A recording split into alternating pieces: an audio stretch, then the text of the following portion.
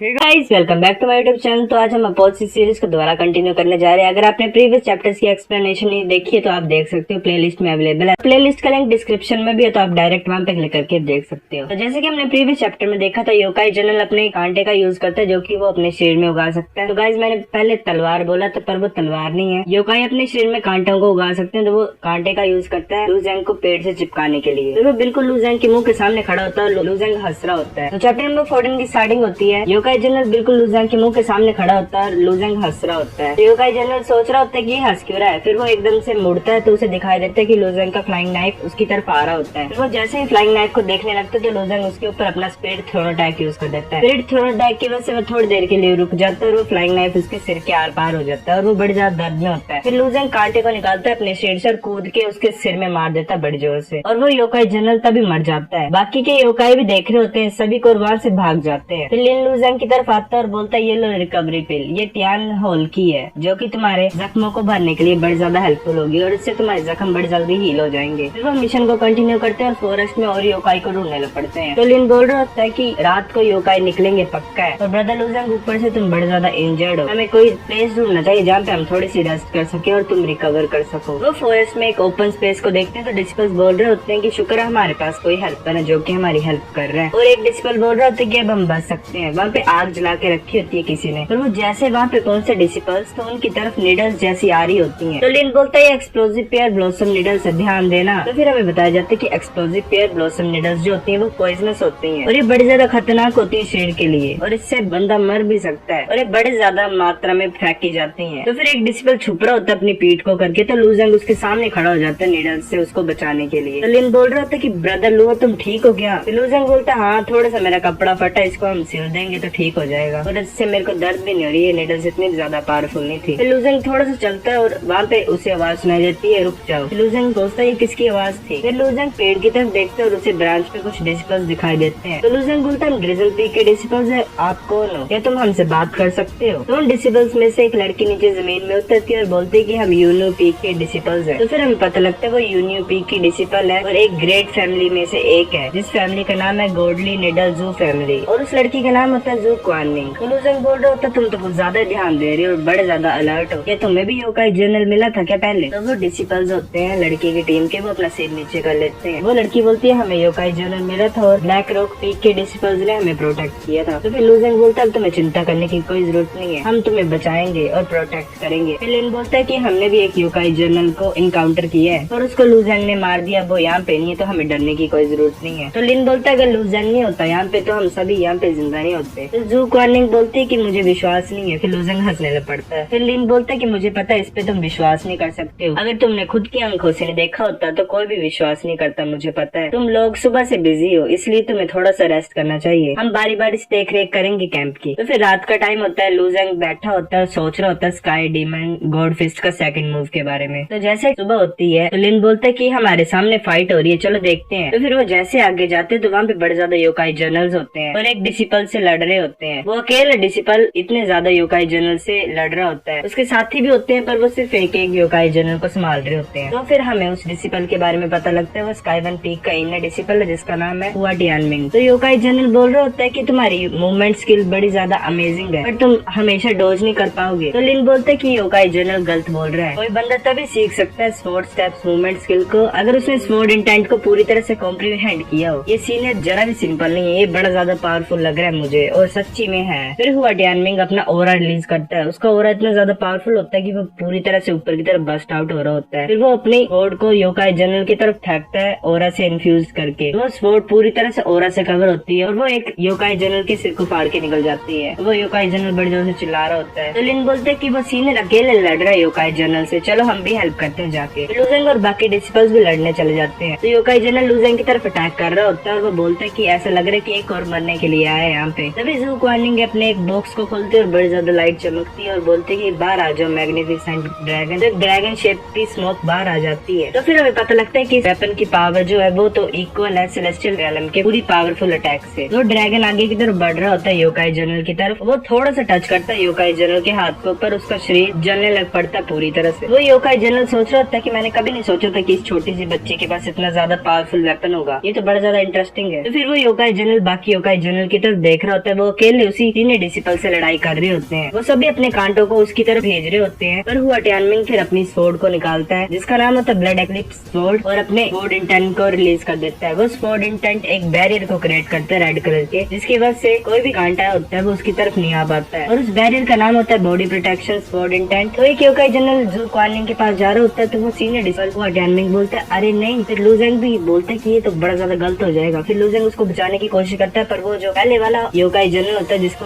उस ड्रैगन ने बर्न किया हुआ होता है, वो उसके लू जेंग के सामने आके खड़ा हो जाता है। लू जेंग बोल रहा होता है कि मेरे सामने से हट जाओ, और अपने हाथ को पूरी तरह से वायलेट कलर के ऑरा से सराउंड कर लेता है। जिस योकाई जनरल ने जू क्वानिंग को पकड़ा होता है वो बोलता है कि तुम्हारा वेपन बड़ा ज्यादा इंटरेस्टिंग है, मैं उसको ले लूंगा तुमसे ताकि मैं थोड़ा बहुत छोटा मोटा एक्सपेरिमेंट कर सकूं। जू क्वानिंग बोल रही थी लू जेंग मुझे बचाओ, तो लू जेंग को जू क्वानिंग में अपनी बहन दिखाई दे रही होती है, और उसे लग रहा होता है कि उसी की बहन किडनैप हो गई है। लू जेंग बोल रहा होता है उसे नीचे रखो, पर वो जो बर्न योकाई जनरल होता है उसके सामने खड़ा हो जाता है और बोलते तुम उसे बचाना चाहते हो और मैं तुम्हें यहाँ से जाने नहीं दूंगा। फिर पीछे से हुआ टियानमिंग अपना पूरा स्वॉर्ड ऑरा रिलीज कर देता है, और जिसकी वजह से जो स्वॉर्ड ऑरा होता है वो पूरी तरह से ऊपर आसमान की तरफ फैल जाता है, और वो एक ही स्लाइस करता है जिसकी वजह से योकाई जनरल की गर्दन कट जाती है। लू जेंग और हुआ टियानमिंग की आईज एक दूसरे से मिलती है, और हुआ टियानमिंग बोलता है मैं यहाँ पे हैंडल कर लूंगा सारी चीजों को, तुम जाओ और उसको रेस्क्यू करो, मैं फिर तुम्हारी हेल्प के लिए आऊंगा वापस। हुआ टियानमिंग बड़े ज्यादा गुस्से में होता है और वो अपनी पूरी पावर को यूज कर रहा होता है। रेड कलर का ऑरा उसे बड़े खतरनाक तरीके से सराउंड कर रहा होता है और बड़ा ज्यादा ऊपर आसमान की तरफ ले जा रहा होता है। लू जेंग इसको देखता है, फिर डेमोनिक की को यूज करता है अपने पैरों पे और बड़ी ज्यादा स्पीड से भाग रहा होता है उस योकाई जनरल के पास जिसने जू क्वानिंग को किडनैप किया होता है। फिर लू जेंग अपना फ्लाइंग नाइफ उसके ऊपर यूज करता है, फिर वो योकाई जनरल हंसता है और अपने कांटे को पीछे उस फ्लाइंग नाइफ की तरफ भेजता है, पर वो फ्लाइंग नाइफ उस कांटे को काट के योकाई जनरल के पास आ रहा होता है। फिर लू जेंग अपने डेमोनिक की को अपने हाथ पे इन्फ्यूज कर लेता है और बोलता है कि तुम क्या सोच रहे हो, तुम यहाँ से जा सकते हो, ऐसे तुम सपने में भी नहीं कर सकते। फिर लू जेंग उसे बड़े जोर से पंच मारता है और फिर वो योकाई जनरल पीछे जाके पेड़ से टकराता है और उसके मुंह से खून निकल आता है। फिर योकाई जनरल बोल रहा होता है कि तुम्हारी हिम्मत कैसे हुई। लू जेंग बोल रहा होता है तुम्हें उसे नीचे रखना पड़ेगा, अगर तुम ऐसा करोगे तो मैं तुम्हें जीने दूंगा। फिर योकाई जनरल हंसने लग पड़ता है। फिर योकाई जनरल बोलते तुम छोटे सी उम्र, तुम्हारे पास इतनी हिम्मत मेरे से ऐसे बात करने की, पहले आसपास तो देखो क्या है। लू जेंग आसपास देखते हैं जो ग्रीन कलर का ऑरा होता है वो उसे सराउंड कर रहा होता है और वहाँ पे और भी ज्यादा योकाई जनरल आ जाते हैं। लू जेंग सोच रहा होता है कि 2 योकाई जनरल मेरी लिमिट है, इससे ज्यादा मैं नहीं संभाल सकता हूँ, और यहाँ पे तो 6 योकाई जनरल है, मुझे लग रहा है कि मुझे यहाँ से भागना पड़ेगा अगर मैं जीना चाहता हूँ। तो योकाई जनरल हंस रहे होते हैं। लू जेंग सोच रहे होते हैं कि मैं यहाँ से भाग नहीं सकता हूँ, लू यान अभी भी जेल में है माउंटेन पे, और यहाँ मैं यहाँ पे मर भी नहीं सकता हूँ। तो फिर एक योकाई जनरल लू जेंग के जो फ्लाइंग नाइफ को होते है वो अपने गले में डाल देते हैं और बोल रहा होता है कि आप देखते हो तुम क्या कर सकते हो। फिर वो सारे योकाई जनरल लू जेंग की तरफ आ रहे होते हैं। लू जेंग हंस रहा होता है, तो योकाई जनरल बोल रहे होते हैं कि तुम मौत के सामने भी हंस रहे हो, या तुम्हारे पास कोई भी ट्रिक्स हो, तुम यहाँ से भागने की सोच भी नहीं सकते, और यहाँ पे भागना तो तुम्हारे लिए दूर की बात है। लू जेंग अपने हाथों को बाहर की तरफ करता है और बड़ा खतरनाक टोर्नाडो को फॉर्म कर लेता है, और उसका फ्लाइंग नाइफ भी निकल आता है और उसके टोर्नाडो के साथ घूमने लग पड़ता है। फिर वो टोर्नाडो थोड़ा सा वायलेट कलर का हो जाता है, वो अपनी की को भी उसमें डाल देता है और बोलता है यही टाइम है। वो जैसे जैसे घूम रहा होता है वो फ्लाइंग नाइफ भी साथ साथ में घूम रहा होता है और योकाई जनरल्स को काट रहा होता है। वो सारे योकाई जनरल्स को एक ही बार में मार देता है इसी टेक्निक से। फिर लू जेंग आखिरी जनरल की तरफ फेंक रहा होता है अपने फ्लाइंग नाइफ को, पर वो योकाई जनरल